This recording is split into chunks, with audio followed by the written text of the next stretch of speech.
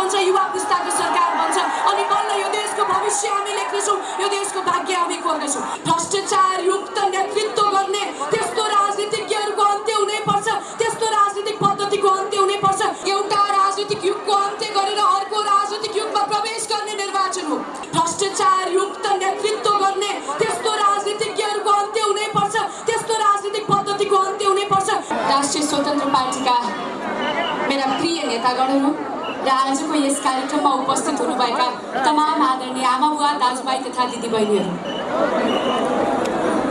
वीर लालध्वज गुरुङ, धर्मध्वज गुरुङ, गणेश पौडेल, हरिप्रसाद गुरुङ जस्ता प्रजातन्त्र प्राप्तिका लागि जीवनको उत्सर्ग दिएका वीर शहीदहरूको भूमि हो चितवन।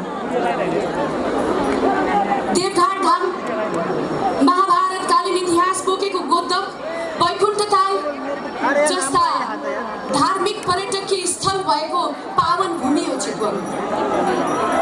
थारू जातिको बाहुल्यता भएको, आदिवासी जनजाति समुदायको बाहुल्यता भएको, विविधताले भरिएको भूमि हो चितवन। र यस्तो पावन भूमिको क्षेत्र नम्बर 3बाट तपाईहरुको माझमा म राष्ट्रिय स्वतन्त्र पार्टीको तर्फबाट घण्टी चुनाव चिन्ह लिएर चितवन क्षेत्र नम्बर 3 को उम्मेदवारको रूपमा तपाईहरुको माझमा आज उभिरहेको छु।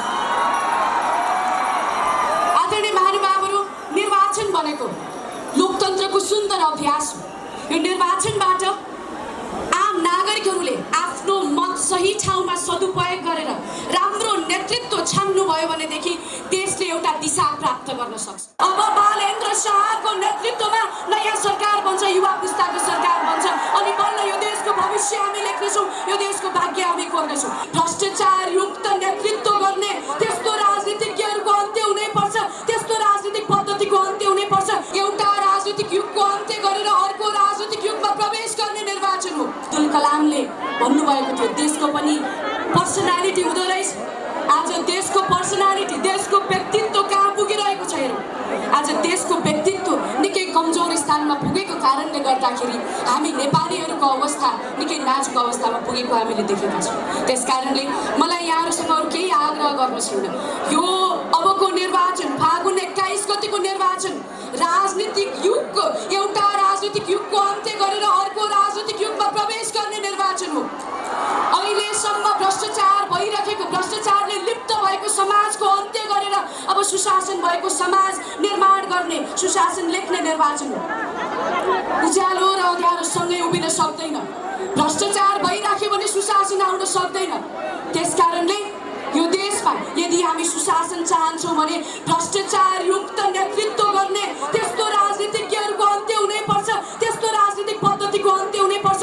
त्यसको लागि तपाईहरूले फागुन 21 गतेमा बहुमतको घण्टी चुनाव चिन्हमा मतदान गरेर अत्याधिक बहुमत गरेर पठाउनु पर्नेछ।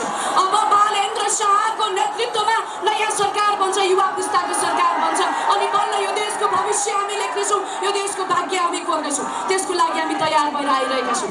आदरणीय आमा बुवा, दाजुभाइ तथा दिदीबहिनीहरू, फागुन 21 गतिको निर्वाचनमा आफ्नो विवेक प्रयोग गरेर तपाईहरूले मत हाल्ने बेलामा बुढी आमा सम्झिनुहोस्, विदेश गएका दाजुभाइहरू सम्झिनुहोस्, नेपालीहरू जो राम्रो पूर्वाधार नभएका कारणले मृत्युवरण गरिरहेका छन् उनीहरूलाई सम्झिनुहोस्। यो देशमा पीडा भोगिरहेका बेचिएका युवा पुस्ताहरूलाई सम्झिनुहोस् र भोट हाल्ने बेलामा तपाईहरूले मनन गर्नुहोस्। यदि सबै कुरा ठिक थियो भनेदेखि तपाईहरूको इच्छा, यदि ठिक थिएन, भइरहेका छैन भने तपाईहरूको हृदयले भन्यो भने घण्टी चुनाव चिन्हमा मत हाल्नुहोस्। यो देशको भविष्य बदलिनेछ।